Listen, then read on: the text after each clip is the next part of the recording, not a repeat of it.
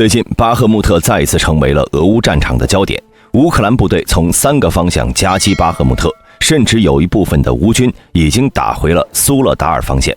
为此，俄罗斯也不得不抽调2个空降部队紧急驰援巴赫穆特。那么，如今该城的战况究竟如何？乌克兰能否成功的收复巴赫穆特呢？咱们接着往下看。自从瓦格纳在5月份宣告占据巴赫穆特之后，这个吞噬了无数生命的绞肉机是终于暂时停下来了。但这事儿还没完，因为乌军还控制着巴赫穆特西郊的恰夫索亚尔高地群，随时是可以杀回来。特别是当前的巴赫穆特已经是沦为了一片废墟，城市掩体的作用下降极大，居高临下的乌军炮兵有机会把巴赫穆特市区变成一个猎场。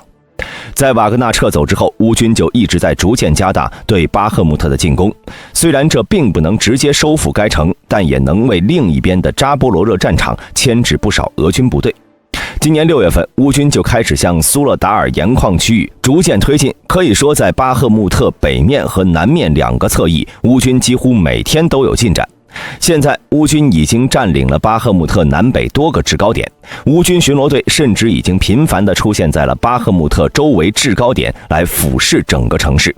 这个时候，乌军完全可以利用占据巴赫穆特北面、西面和南面多个制高点优势，开始利用远程炮兵袭击巴赫穆特城内的俄军目标。显然，乌军想要通过高密度的准确打击削弱俄军力量，最终迫使俄军撤离处于洼地区域的巴赫穆特城区。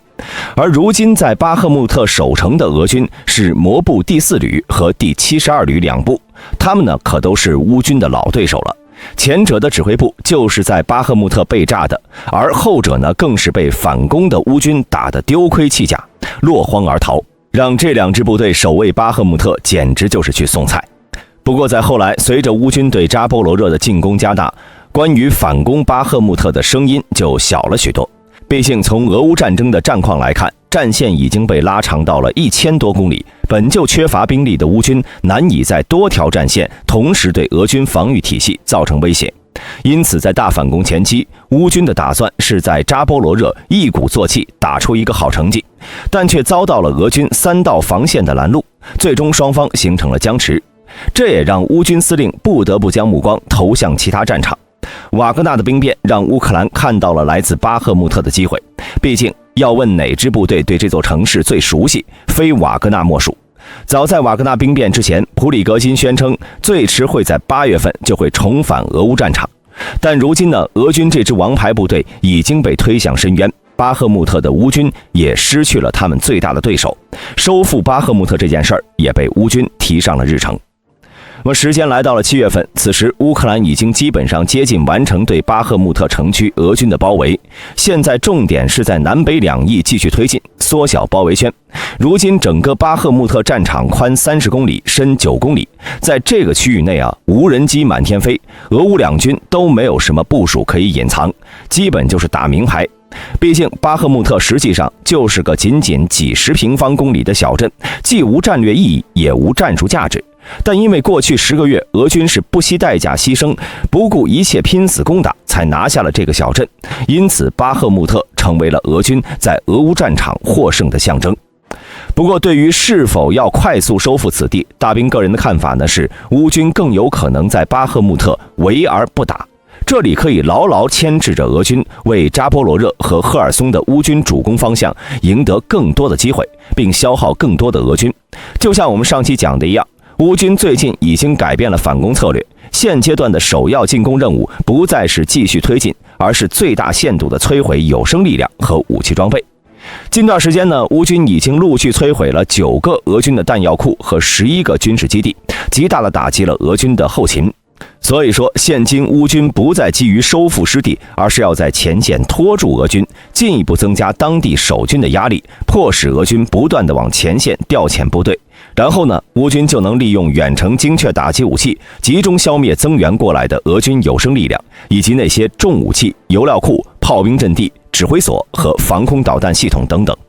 目前乌军已经开始在瓦西利夫卡、梅里托波尔轴线上用各种方法将俄军士兵赶出战壕，然后炮击他们，歼灭其有生力量，减少推进阻力。而巴赫穆特很有可能也会这样。毕竟此地虽然是战略意义并不大，但是对俄军而言，政治意义实在是过于重要了。就像前面咱们说的那样，巴赫穆特是过去10个多月俄军唯一的战绩了，丢失巴赫穆特的风险，俄军无论如何是承受不起的，因此会不惜一切代价增兵死守。特别是瓦格纳兵变后呢，俄罗斯如果再将巴赫穆特丢掉，俄军的形象恐怕就要在俄民众心中是一路下滑了。攻敌所必救，就是当下乌军需要做的事情。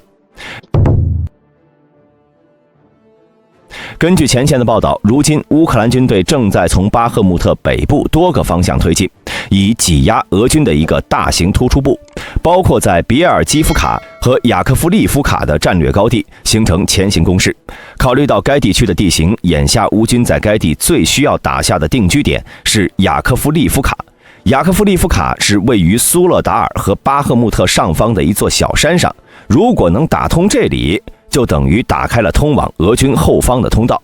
在这里，乌克兰军队发起了多次进攻，用无人机、空投弹药驱赶战壕里的俄军，然后用坦克和大炮实施炮击，随后步兵进入战壕进行清理。居高临下的打击让乌军的火炮无往不利。俄军呢也正是看到了这一不利局面，于是调集伞兵第98师，利用 T90M 坦克对乌军展开猛烈还击，试图击退乌军的攻势，避免巴赫穆特的俄军被夹击，但结果呢并不理想。谁能想到瓦格纳辛辛苦苦鏖战10个月才打下来的城市，在其撤离之后呢，局势竟然恶化得如此迅速。在巴赫穆特战场岌岌可危的情况下，俄军战场指挥部已经决定增援巴赫穆特了，派出伞兵、海军陆战队第9旅，还有多支雇佣军部队增援巴赫穆特。据乌军统计，如今在巴赫穆特城内和外围的俄军加起来已经有5万人之多了。如果乌军的数据准确的话，这就代表了城内的俄军已经陷入了非常危险的境地。毕竟在现代战争中，大量集结军队是非常危险的事情，极容易成为各类精确打击武器，特别是火炮和火箭炮攻击的目标。再加上如今乌军基本控制了巴赫穆特周边的高地，可以说巴赫穆特的整个城区已经完全在乌军强大火炮的覆盖之下，而且俄军的出逃路线正在被乌军阻断。不过据前线士兵透露，他们的进攻力度并不强，主要是因为武器装备短缺。不过很快这个窘境呢将被美国的军援打破。最近呢，美国决定向乌克兰提供上千枚集束炸弹，巴赫穆特的俄军很可能就会成为集束炸弹最好的打击目标。这样一来，乌军呢就能避免与5万俄军进入城市巷战厮杀，将以最少的伤亡代价大规模杀伤俄军。对于现在的俄罗斯而言，5万人呢可不是一个小数目啊。有一份资料显示，俄罗斯能够出动的全部陆军仅有24万人。为了维持在乌克兰战场作战，俄罗斯不得不大量征兵，同时签署合同兵和雇佣军作战。一旦这5万俄军损失惨重，或许将直接改变俄乌战争的进程。不过对于乌克兰而言，集束炸弹那是一把双刃剑。俄罗斯、叙利亚政府军、以色列和沙特都曾经在地区冲突中使用过集束炸弹，很多未爆炸的炸弹至今仍威胁着当地平民。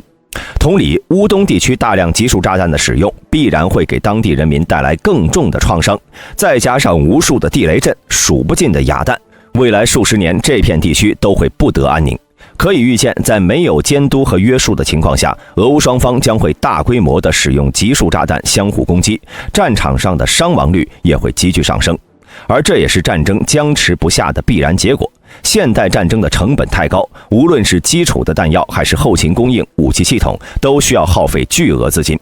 不过对于乌克兰而言，战争带来的伤痛并不会因为不用集束炸弹而平复。与其陷入更加漫长的战争泥潭，不如在短时间内以全部力量快速解决战争的结果。但值得一提的是，如今俄军的战略却和乌军恰恰相反。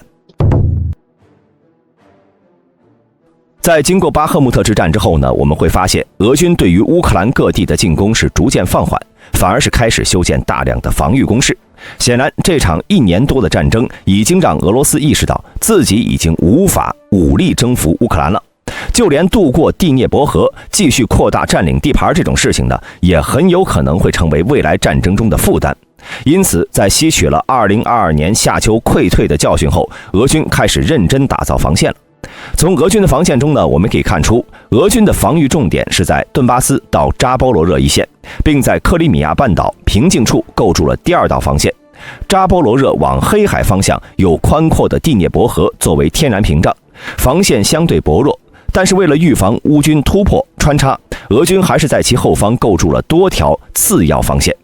显然，这场特别军事行动的最大目标就是已经变成了守住占领的土地，最好能和乌克兰化合而治。不过按理来说呢，在二战后，这种深沟高垒的防线应该是已经过时了，装甲部队的机动突击、机动防御才是正道。但这场俄乌战争也反映了现代战争的矛盾之争，坦克的强大突击力被反坦克导弹钝化，重炮的强大摧毁力被坚固工事和城乡钢筋混凝土建筑钝化，飞机和武装直升机无所不在的强大打击力也遇到了防空导弹这种克星。而俄军战壕的克星呢，正是即将到来的 F-16战机和集束炸弹。俄罗斯最近呢也在调整战术，为了让火炮系统的损失有所减少，俄军开始使用更多的防空力量来迎接即将到来的 F-16。